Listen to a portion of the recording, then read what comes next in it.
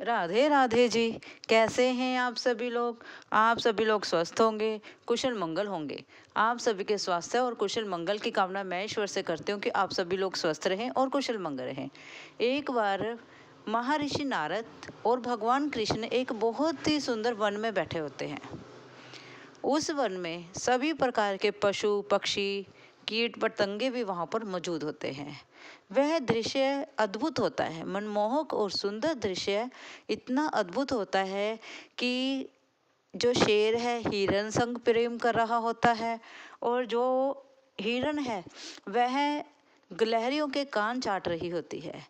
इस प्रकार से सभी इतने आनंदित होते हैं, उससे सुंदर कुछ भी नहीं हो सकता। इतना सुंदर अद्भुत समय होता है वह।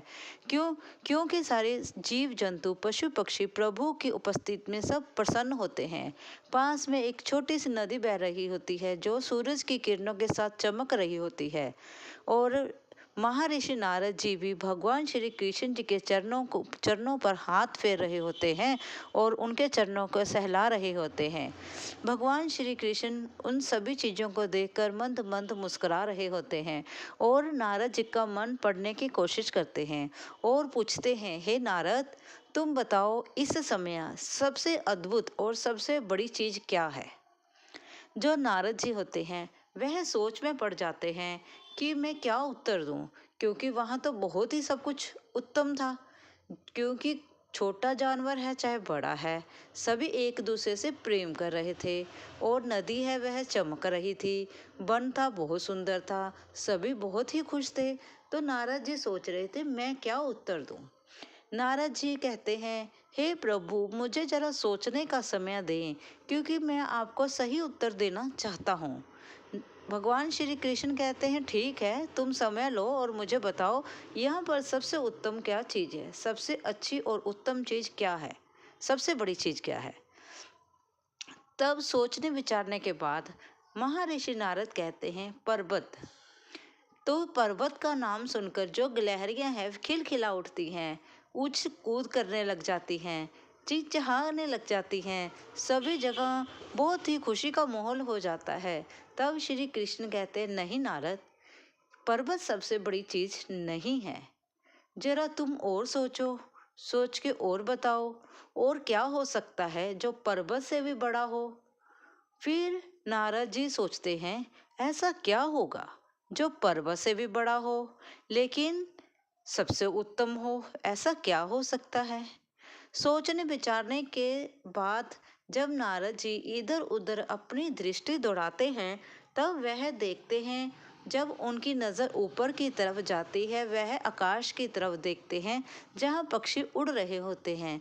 तब नारद जी कहते हैं, हे प्रभु, आकाश सबसे बड़ा है। प्रभु कहते हैं, नहीं नारद, तुम अब भी गलत हो।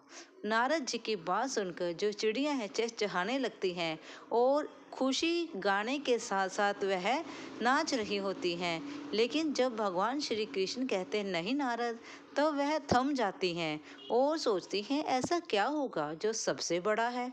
फिर भगवान श्री कृष्ण नारद जी से कहते हैं, सोचो सोचो नारद, तुम तो युक्ति लड़ाने वाले हो, जरा सोचो सबसे बड़ा क्या हो सकता है।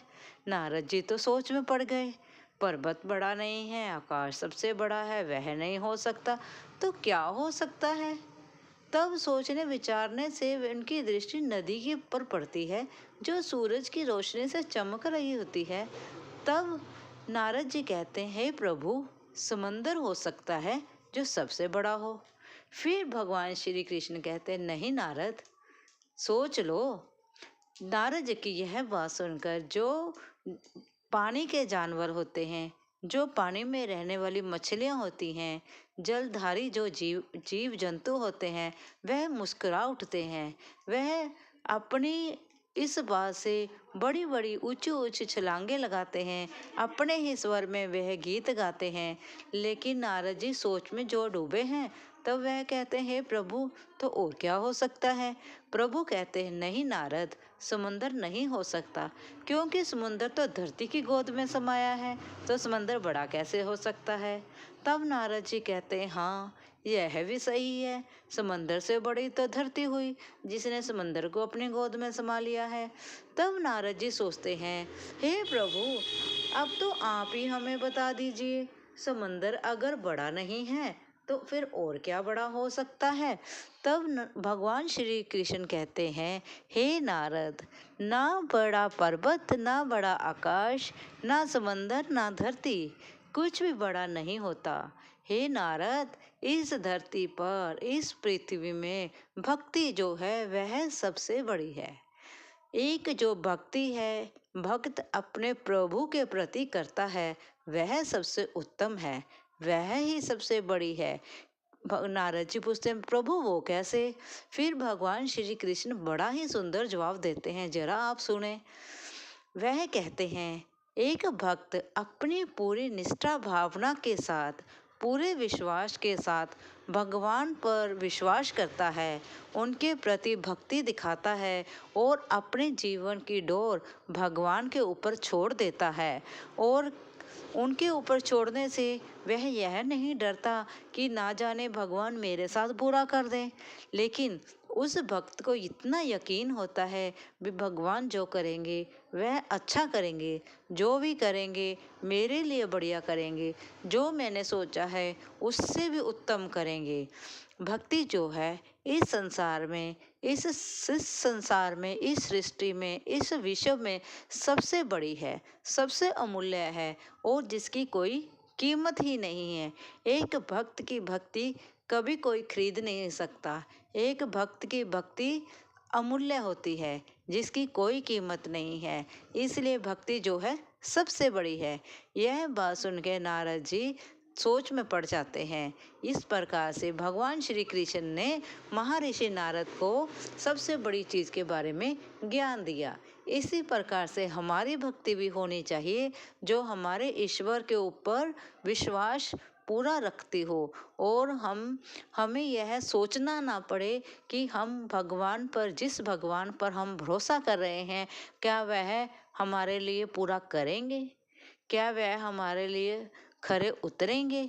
क्यों नहीं, जब हम अपना सब कुछ न्यौछावर कर रहे हैं भगवान पर, अपनी पूरी भक्ति, विश्वास और श्रद्धा भगवान पर न्यौछावर कर रहे हैं, तो ईश्वर हमें पीछे कैसे छोड़ देंगे।